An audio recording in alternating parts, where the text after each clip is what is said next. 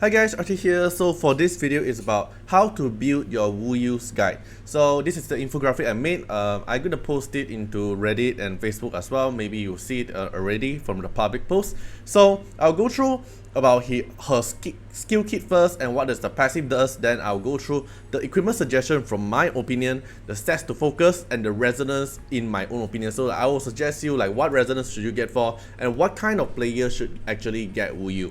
So Wuyu Esper guide. So S1 here, it deals 3 hit, it's a 3 hit damage. It removes all the grounded if casted by a pursuit, and this pursuit will actually trigger by S2. So the S2 here, AoE damage, attack 2 hit, so it's a 2 hit damage.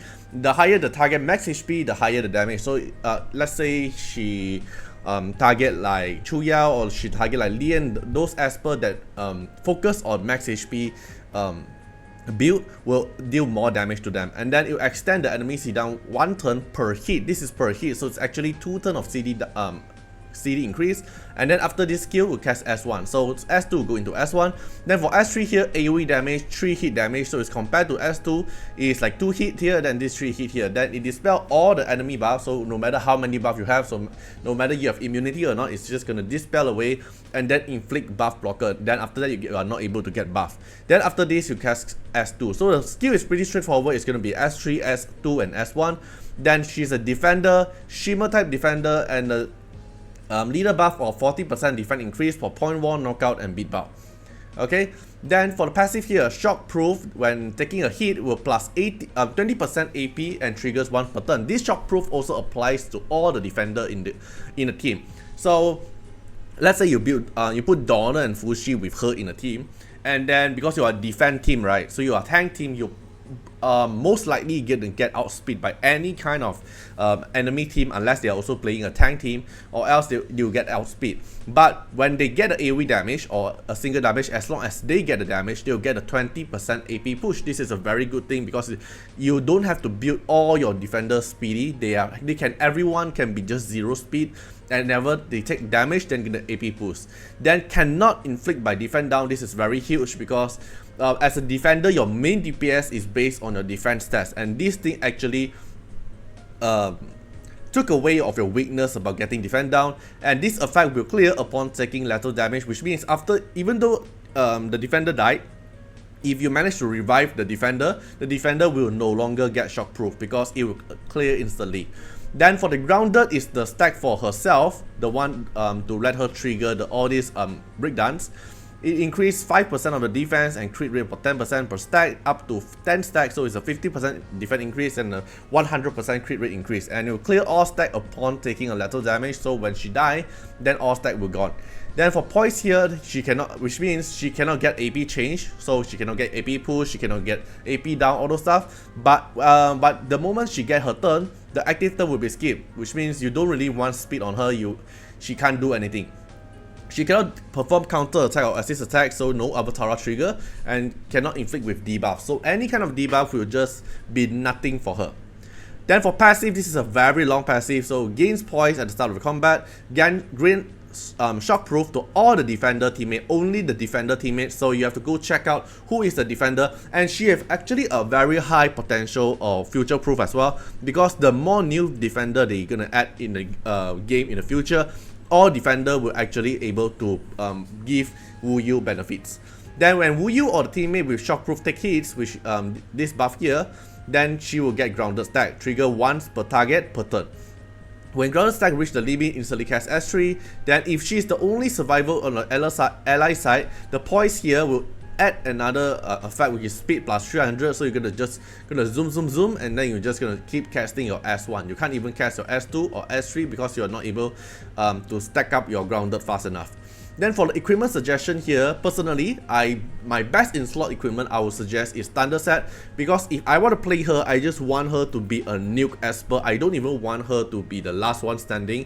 I just want her when she do her AoE damage is instantly a high nuke damage. I don't even want her to survive. She can die, but before she die, let her finish her breakdance, let her kill everyone first. Right, but if you don't like this kind of playstyle, you can actually go for the Hades set. So because you trigger all the S3, S2, S1 damage to the enemy is AoE damage, right? So you can actually use Hades set to recover back your HP to max, and then you have max HP again. Then you try to rerun the whole breakdance again. So it depends on you want to play a more survival build, which is Hades set, or you want to build into a high nuke damage. It's going to be a Thunder set. But if you want to play something more fun to play or fancy, it's gonna be Stun set or Frost set, because AoE damage there, right, is multi-hit, 3 hit here, 2 hit here, so it's a 5 hit multi-hit AoE damage, and then 3 hit from the S1. So if you want to build like something like Stun set, it's also very fun. So you can just S3, it instantly clears everyone's buff, inflict blood blocker, and then inflict stun. So it's something fun to play with. And Frost set here is if you want them to actually hit you and then they get freeze, but it's not really going to be that good, I feel. So my first 3 suggestions would be Thunder set, Hades set, and Stun set. And then for the 2-fee set here, I think this is the one and only best slot for her, which is going to be Stone Veil. Because you want to boost as high defense stats as possible for her. Then the other 2-fee set actually doesn't really benefits her a lot. So the only set is going to be a Stone Veil set. Then for the stats to focus, which is pretty obvious, it's going to be crit damage is more important than defense, and defense is more important for HP. HP is more important than accuracy. So a little bit of accuracy is actually be good here, because you want to inflict the buff blocker, you want them to dispel, and if you play with stun set, maybe some accuracy is actually very helpful as well. Then for HP is to increase her tankiness, but if compared defense and HP, defense is more important for her. So I put some short summary here, and then resist, speed, attack is not needed, because she don't skill with attack, not even at 1%. Speed is totally not needed, she has 0 speed, she doesn't need speed at all. But if your equipment has some speed, which is fine. Then for resist, you don't really need resist, because you don't actually get any kind of debuff already, so resist for you is just useless. Then for resonance here, R2 increase her accuracy plus 100%. So if you have R2 Wu, you don't really need the accuracy anymore. You can just take this slot out and you just focus on these 3 stats. Then the miss rate is minus 100%, which means you won't get countered by R6 Lien or other Esper that can passively increase your miss rate and make your damage lower. But if you go to R2, you don't have this issue.